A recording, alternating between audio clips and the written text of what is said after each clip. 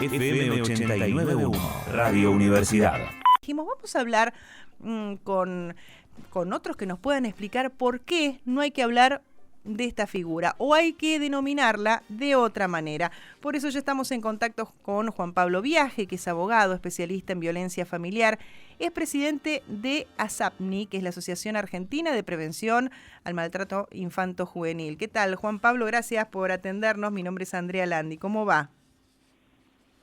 Buenas tardes, Andrea. Muchas gracias por la invitación. Dos cosas. Juan Pablo Viar es mi nombre y soy vicepresidente de ASAPNI.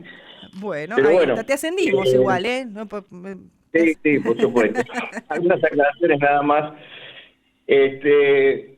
Bueno, en realidad esto es una discusión que empezó en el año 2000, cuando hay un artículo que aparece en una publicación jurídica muy conocida, donde se introduce el síndrome de alienación parental, y desde entonces, más de 20 años, muchas organizaciones de nuestro país, muchísimas, colegios de psicólogos, recientemente la Junta Ejecutiva del Colegio de Abogados de San Isidro, el Consejo de los Derechos de Niños, Niñas y Adolescentes del Gobierno de la Ciudad de Buenos Aires, el Senado de la Nación, la Cámara de Diputados, en fin, un montón, siguen la lista de organizaciones, han cuestionado fuertemente la utilización del síndrome de alienación parental a partir de la cientificidad del mismo, que viene de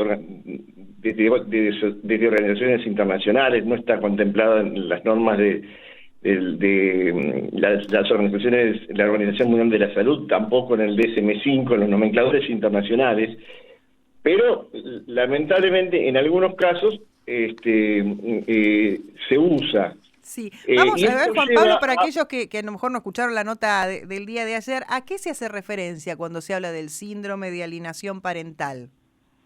Bueno, el síndrome de alienación parental es una creación de los años 80 de un médico psiquiatra, Richard Gardner, que fue médico del ejército de los Estados Unidos. En la guerra de Corea crea un programa para prisioneros de guerra, una teoría de desprogramación. Eso después lo traslada cuando él trabaja como perito y testigo experto en los Estados Unidos, traspasa esa teoría de la desprogramación y crea el síndrome de alienación parental, diciendo que hay una epidemia de falsos alegatos de abuso sexual, y lo más grave, establece que esto se debe a denuncias de madres, pone, digamos, la maldad en cabeza de las madres. Uh-huh. Establece que las madres son las victimarias, la víctima pasa a ser el padre varón y los niños son utilizados conforme las edades y manipulados. De esa manera, cuando existen, y aún en la actualidad existen muchas veces denuncias más o menos sustentadas de algunas formas de maltrato infantil, no solamente de abuso sexual infantil, porque en principio empieza con el abuso sexual infantil y se extiende al resto de las modalidades, se trastoca el proceso y, digamos, quien denuncia pasa a ser sospechado de ser falso denunciante. Sí. Y lo que establece la ley, las leyes de protección contra la violencia familiar, toda la normativa vigente es que las denuncias que tengan cierta razonabilidad y, por supuesto, cuando hay una comprobación fehaciente de alguna forma de maltrato, se impone una intervención rápida, urgente, de la justicia adecuada en la protección de los más vulnerables, en estos casos niños, niñas y adolescentes. Este es el tema principal. A ver, que existen situaciones donde hay padres y madres injustamente y sin razón desvinculados de sus hijos e hijas, sí, las hay.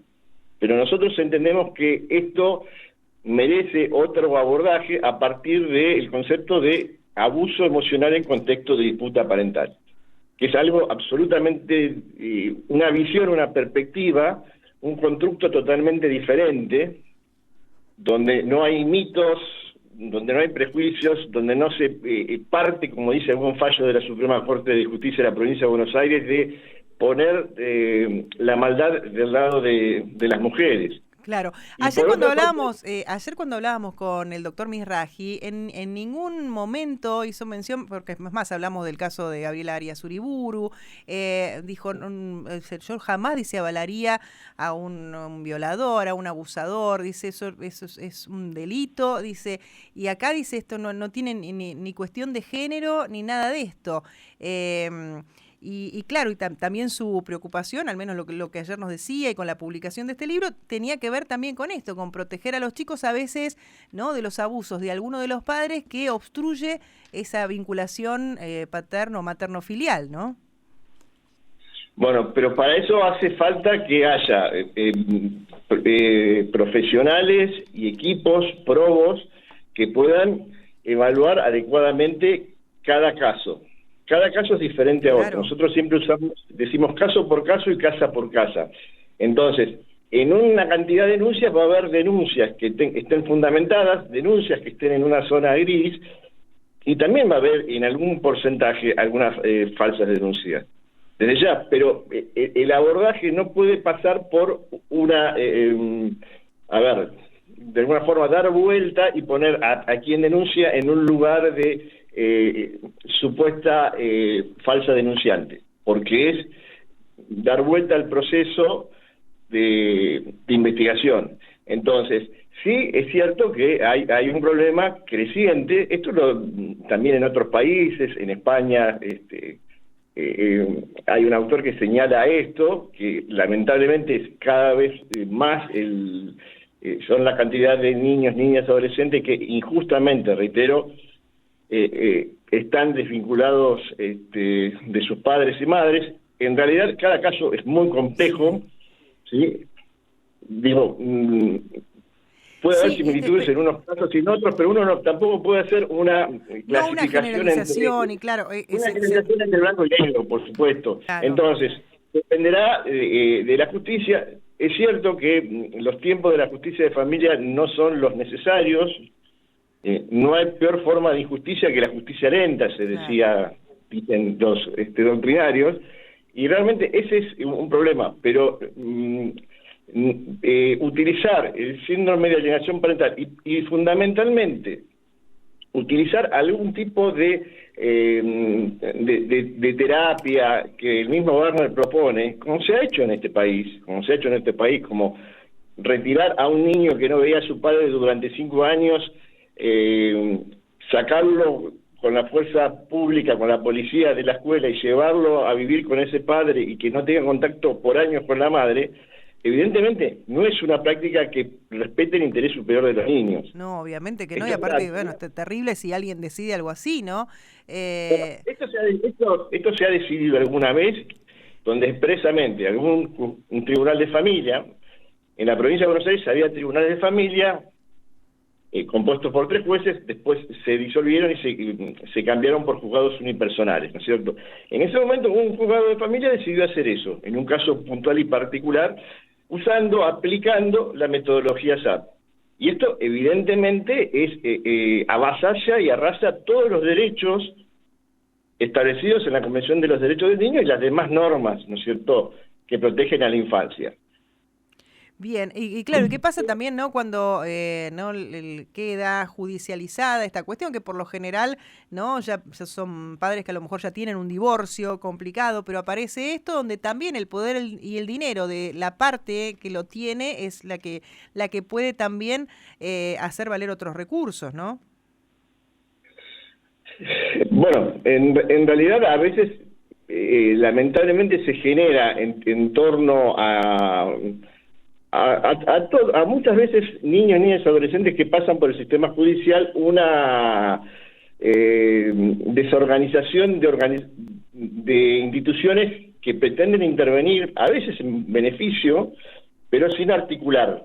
Digamos, hoy el problema principal, por ejemplo, en la Ciudad Autónoma de Buenos Aires, no es que faltan recursos, es que no hay armonía ni coordinación en la utilización de recursos, muchas veces los profesionales que integran, sobre todo los organismos administrativos de protección de la infancia, no tienen el entrenamiento, la experiencia, la capacitación adecuada para intervenir en los casos de maltrato infantil. Tampoco hay tanta gente deseosa de intervenir seriamente en estos temas. Claro. ¿Sí? Entonces, en realidad, por ejemplo, una propuesta, alguna idea, es replicar lo que hizo la ley Micaela en su momento, que es una capacitación para todas las personas que puedan intervenir de las instituciones, fundamentalmente de los organismos administrativos de todos los niveles en temas de género, hacer exactamente lo mismo con el tema de infancia, de la infancia maltratada. Sí, ¿Sí? Esto aparte es pensaba, muy importante. claro, es importante y aparte también, digo, hay tantas discusiones éticas también que hay que darse, también desde lo que se genera en los medios de comunicación, porque pensaba también qué influencia tienen los medios o incluso las redes sociales cuando a veces vemos personajes muy conocidos, ¿no? que tienen esa mediatización y donde vemos que esas peleas después de los divorcios quedan a la vista de todos, ¿no? ¿Cómo quedan los chicos viendo estos padres que se pelean por televisión o por las redes, con las cosas que se dicen? Digo, también, ¿no? Como hay, y esto se replica a veces también en los programas, ¿no? Que discuten estos temas, donde todos opinamos de la vida del otro. Digo, ¿qué lugar tienen los medios también en poder terminar y concientizar sobre esta problemática cuando los adultos no encuentran otras formas más civilizadas de resolver los conflictos? Bueno, el tema de la mediatización y la viralización, digamos, de los tratamientos de estos conflictos en las redes es violatorio fundamentalmente de lo que establece el artículo 16 de la Convención de los Derechos del Niño, invade, arrasa la intimidad de los chicos y en lo puntual y en lo concreto es una forma no solamente de espantosa revictimización, sino de evidentemente de favorecer de alguna manera situaciones que ya son traumáticas. Imagina, no sé, cualquiera de estas situaciones que aparecen en los medios entre personas conocidas Sí. o personas de la farándula o del ámbito deportivo y demás, cuando aparecen normalmente las versiones diferentes y intervienen a veces también profesionales de colegas abogados y abogadas, a veces también profesionales de la salud mental, dando sus opiniones. Esto lleva a que el entorno cercano de los chicos, por ejemplo, los compañeros del colegio o los compañeros de actividad deportiva, sepan y conozcan lo que pasa, claro, y generen consecuencias espantosas en los chicos. Sí. Que sepan de que, no sé, la madre pide una prohibición de contacto o que la madre reclama una cuota alimentaria y demás.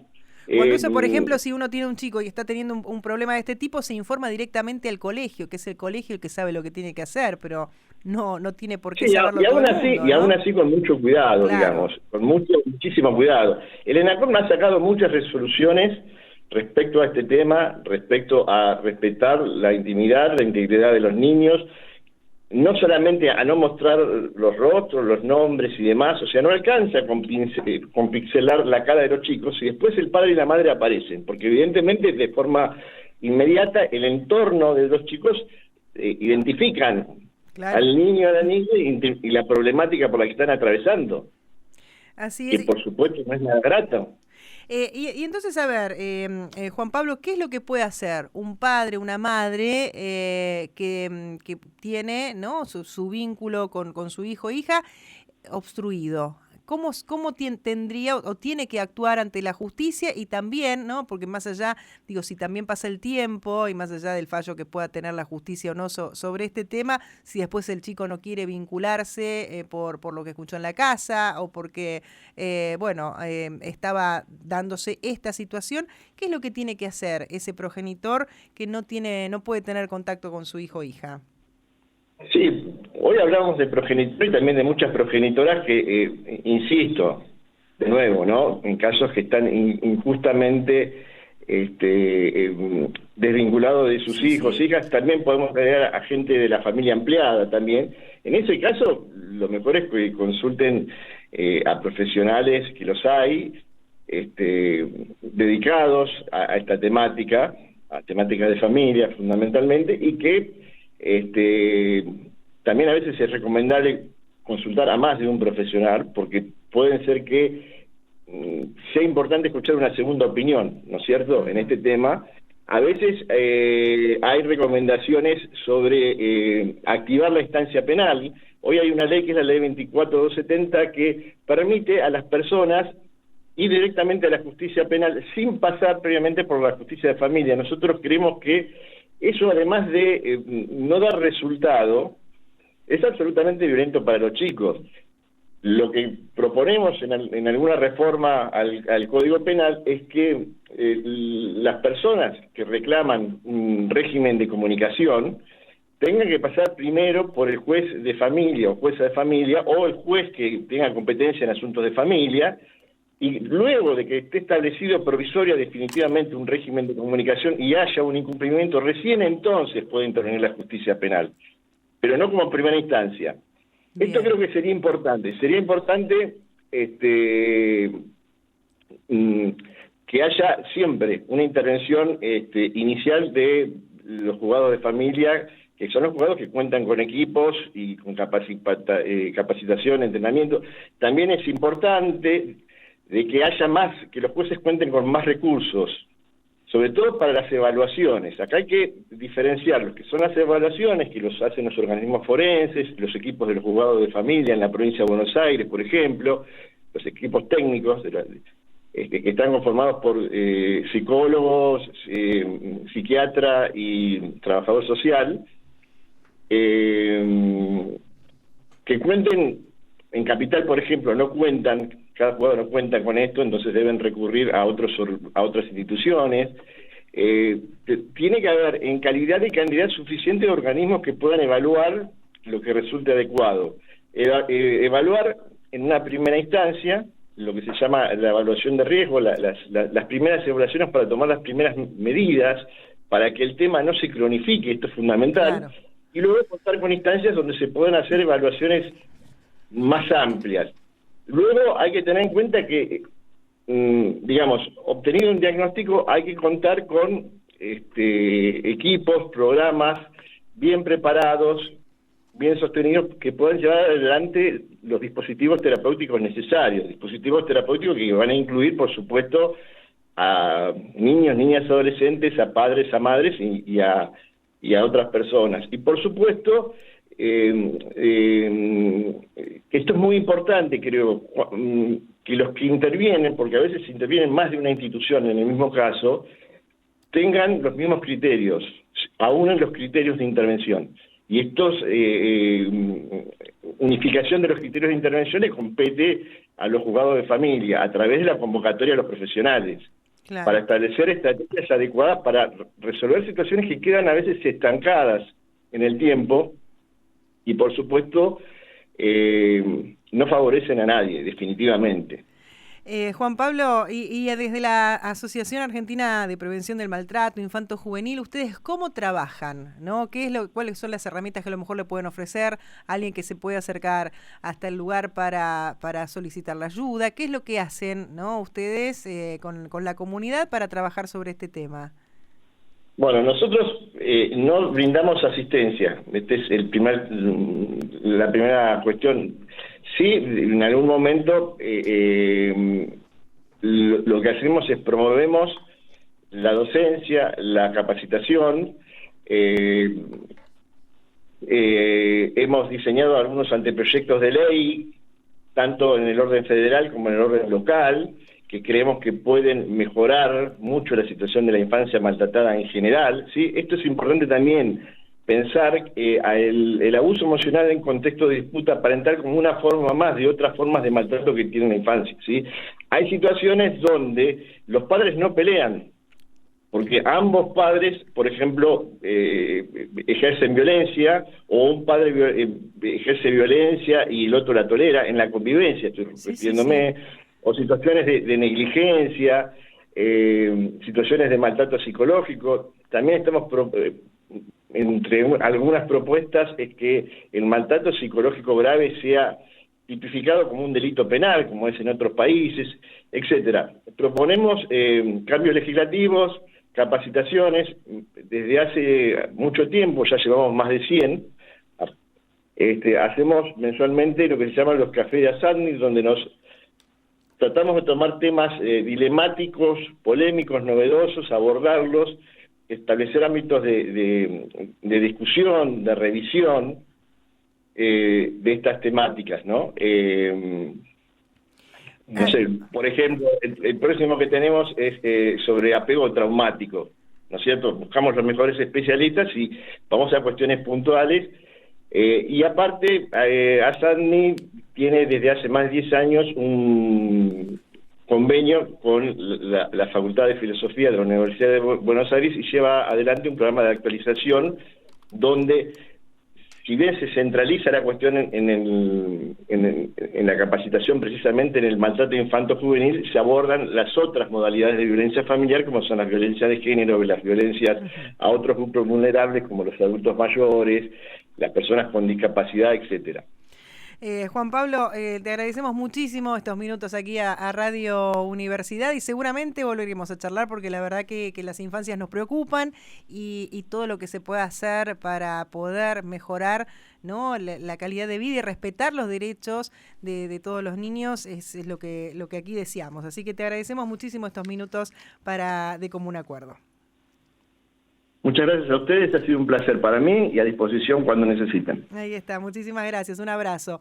Juan Pablo Viar es abogado, especialista en violencia familiar, vicepresidente de ASAPNI, que es la Asociación Argentina de Prevención del Maltrato Infanto-Juvenil, y hablaban, ¿no?, de que en realidad para ellos no hay que usar este concepto de síndrome de alienación parental, sino de este abuso emocional en contexto de conflicto parental. Bueno, acá lo importante es esto, ¿no?, cómo se lucha y más que nada, ¿no?, desde las organizaciones civiles y también esto cómo puede transformarse en una política concreta, ¿no?, para que si hay judicialización de cuestiones y de los conflictos familiares, no sean los chicos los que siempre paguen los platos rotos.